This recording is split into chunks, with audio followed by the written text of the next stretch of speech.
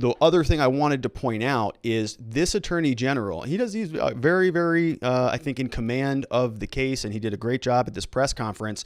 If you are, I would say, in favor of no charges, he did a very good job.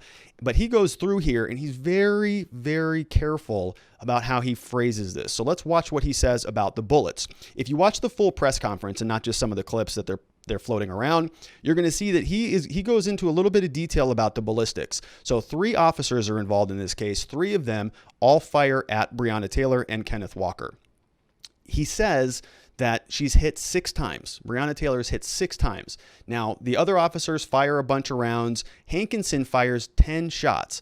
And I don't have all the images here, but there are images floating around the internet of the actual scene. So when they went into Breonna Taylor's apartment, Kenneth Walker's apartment, they showed all of the bullet holes all over the place. And it's gruesome. I mean, there's dozens and dozens of bullets that went around.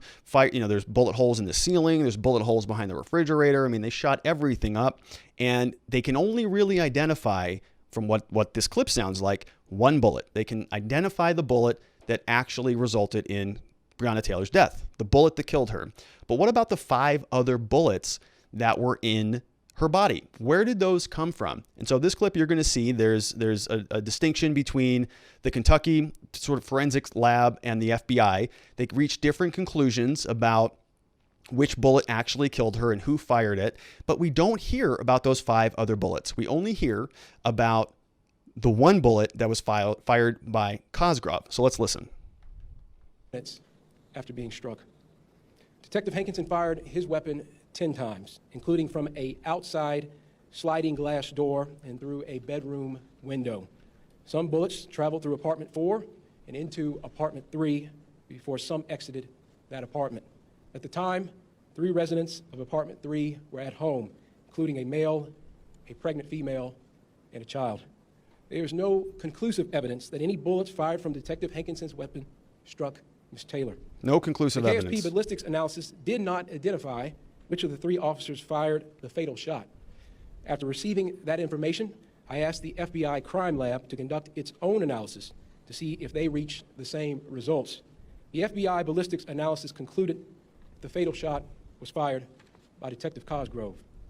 Our office looked at both reports to determine if there were major differences in the procedures used by each lab that would have led the FBI to identify who fired the fatal shot. Both law enforcement agencies use similar equipment and analysis, and each lab is highly respected for their work. There was nothing our investigators could point to, nor anything provided by the respective agencies, that directly explains why one lab made the call while another did not.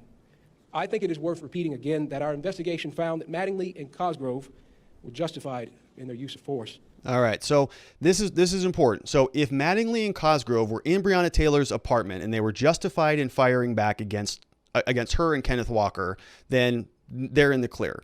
But if the other officer, what the heck's his name? The other guy, Brett, if he is outside of the apartment and he's firing in and he doesn't have any justification to be in her residence or be inside the apartment, if Hankison is firing his gun wantonly and recklessly and with a disregard for that life, if a single bullet hits Breonna Taylor, that is attempted manslaughter or actual manslaughter, or it's contributory negligence, or it's reckless homicide, negligent homicide. This Attorney General goes on to explain that there are 6 different levels of homicide in Kentucky. If one of those bullets hit her, in my opinion, he is absolutely liable for that. It's shooting somebody. It would be the same as sort of an attempted murder. If he was doing it recklessly, or it's a reckless homicide or negligent homicide or whatever they have in Kentucky, that would elevate his charges dramatically. There's all sorts of dangerous crimes involved,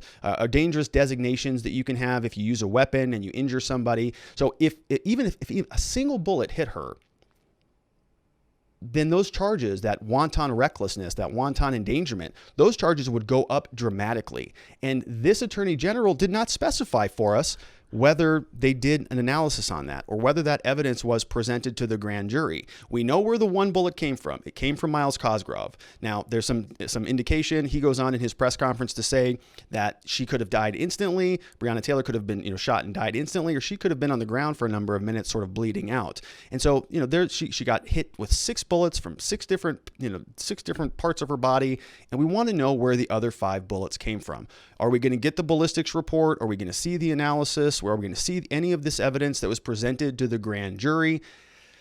Probably not. We're probably not going to see any of that. We know where the one bullet came from, but those other 5, probably not going to hear anything about it. Why? Because they're not going to release the grand jury indictment, and we don't have any body camera footage, and they're just continuing their investigation. So we're not going to get much of it. Speaking of that body camera footage, was there any? Let's take a look. There was no video or body camera footage of the officer's attempted execution of a search warrant at Ms. Taylor's residence. Video footage begins at the point that area patrol officers arrive at the location. Therefore, the sequence of events from March 13th had to be pieced together through ballistics evidence, 911 calls, police radio traffic, and interviews. Yeah, and so, that's great that they're piecing it all together. Would have really liked some body camera footage, would really like to, a little bit more transparency, because from what we've seen thus far, it seems to me like some of this stuff is happening pretty sloppily.